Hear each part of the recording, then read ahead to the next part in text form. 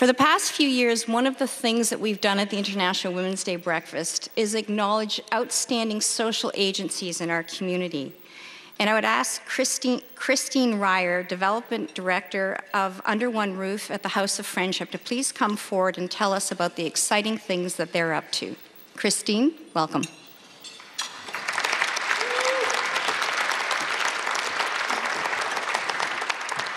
Good morning, everyone.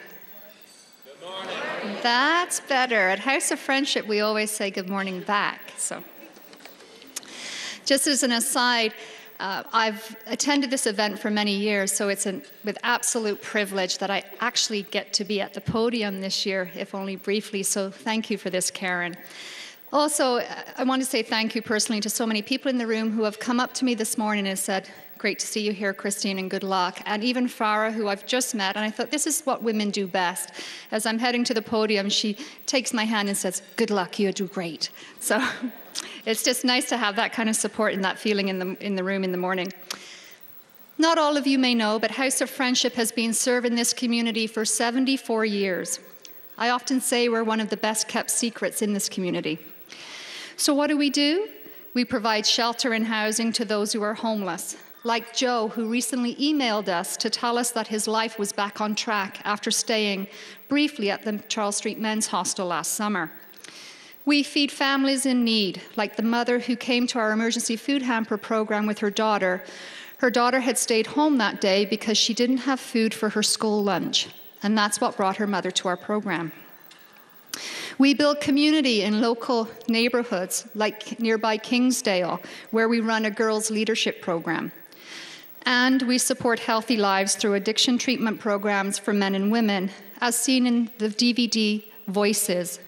This DVD contains 4 videos made by women who have bravely shared their stories of addiction and recovery. House of Friendship is actually a leading provider of addiction treatment in this community. A few years ago, we realized that we needed to find a new home for Alcontrol, which is our residential women's addiction treatment program. The place is literally falling apart. Now, Alcontrol is special not only for what happens there, but because it is one of only 8 such programs in the province of Ontario. So it is worth saving. When we found 71 Ann Street in Kitchener, which most of you will know is the former home of Ensama House, we knew that we had the opportunity to not only relocate Alcontrol, but also bring all of our women's addiction treatment programs into one building under one roof. This will be a game changer for women in our community.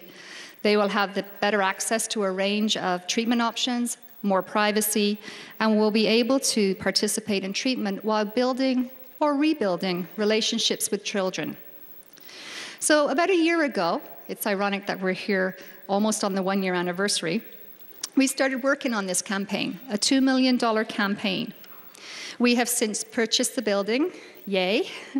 We are over halfway towards our goal, another yay. And most exciting, we are about to start renovations. Knock on everything, right? Your support and interest this morning are very timely, so thank you for this. Last year, we hosted Ann Dowsett Johnson at our annual dinner at House of Friendship. She's a writer who wrote a special report on women and alcohol that was published in the Toronto Star in 2009.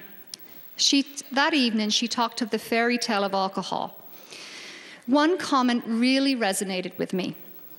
Because I'm 45, have a bunch of girlfriends, we like to get together. And what she said that evening was that she believes, like many do, that alcohol is the new tobacco. That encouraged by marketing and greater access, women are increasingly using alcohol, unaware of the potential health risks. Anne has written, when it comes to weekly risky drinking, and this is how we define it, it's currently defined as 5 drinks or more at least one occasion in the past week. Rates rose significantly in the last decade for several age groups. Underage girls, women 25 to 34, 45 to 54, and 54 to 64. When I first watched the Voices videos, the thing that first struck me was that 3 of the 4 women shared that their alcohol use started in their preteen years. Dowsett Johnson concludes, Clearly, while women have gained parity and more in post-secondary achievement, to say nothing of equal participation in the workplace, they're also drinking in growing numbers. And as a result, they're at greater risk. So why? Why is it different for women? Well, and turn your ears off if this is the part that you're not going to like, but greater body fat, yes, life is not fair, means our bodies are less able to dilute the alcohol we consume. A lower level of a key metabolizing enzyme means a larger portion of what we drink actually enters our bloodstream. And basically our chemistry is such that we become dependent on alcohol much faster than men, and so on and so on. So what does this mean for our health? Well, this is what we know at this point. We know that alcohol consumption has been linked to long-term health risks for women, including a variety of cancers and heart disease. So just one stat. Did you know that women who consume 4 or more alcoholic beverages a day quadruple their risk of dying from heart disease? In sum, the risks of drinking far outweigh any protective factors. And I emphasize that because last night I was sharing my comments with my 20-year-old, who we have conversations about clubbing and drinking and so forth. And his first reaction was, "But Mom, haven't I heard how drinking a glass of red wine is good for you, and it's a great idea to do this?" And I said, "It's interesting that you hear that, but you don't hear about the associated risk with cancer and heart disease. And why is that?" We know, in short, that addiction can be deadly. I learned recently that in North America, 4 times more women die of alcohol-related disease than from breast cancer. Think about that. And I know as a woman, I am so appreciative of all the information I receive around cancer and heart disease, and yet I can't think of anywhere recently other than House of Friendship where I've heard about the risks of addiction for women. So why are we not talking about this? We also know that drug and alcohol addiction has a devastating impact on women's lives.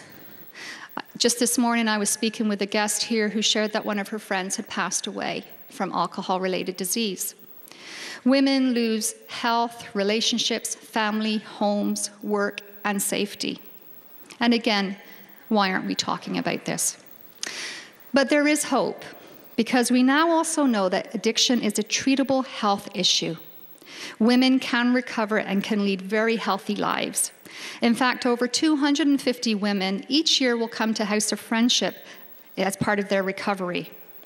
Now, unfortunately, I don't have time this morning to share their stories with you, but please, when you have the time, visit our website or YouTube. Take a look at those voices' stories. I guarantee they will move and inspire you. The one thing that will also come across in the videos is that in addition to battling addiction, women have to face stigma. This is probably, in my opinion, and talking with my coworkers who work in this field, this is one of the key barriers to women getting treatment. So when we started this campaign, the Under One Roof campaign, we actually had 2 goals. Yes, there's the fundraising one, but there was also a goal to raise awareness. So to be here this morning, to be with you, to share this topic on this platform is an incredible moment for our campaign and for our team. Dowsett Johnson has challenged our community to jumpstart the conversation about women and addiction, and I bring that challenge to you. In honor of today's event and the 9 women participating at any one time in the Alcontrol program, we are launching 9 for 9. It's a concept basically that honors this morning. You have come here gathered as women to talk about things that are meaningful in our lives. So we want you to continue that. Get 9 women together, your daughters, your mothers, friends, co-workers, neighbors. Get them together for lunch, brunch, coffee. I mean, we're women. We never run out of ways to get together. And talk about addiction. Talk about alcohol use. Share with them the story of Under One Roof and invite them to join with us to keep the conversation growing and to support women in recovery. Thank you.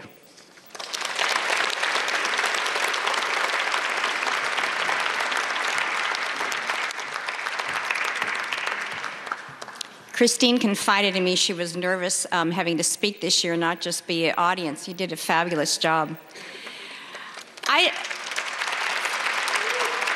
I had the privilege of finding out about this campaign and the great work of the House of Friendship when John Neufeld, the executive director, invited me several months ago to come in and basically have an information session. But I would be really interested to know how many people here are hearing about the addiction, Alcontrol activities of the House of Friendship for women specifically for the first time right now. See, great missionary work. It's terrific to highlight the fabulous work you do at the House of Friendship. I usually think of you as the potato blitz because I go to St. Andrews and we all bring in bags of potatoes during January and February.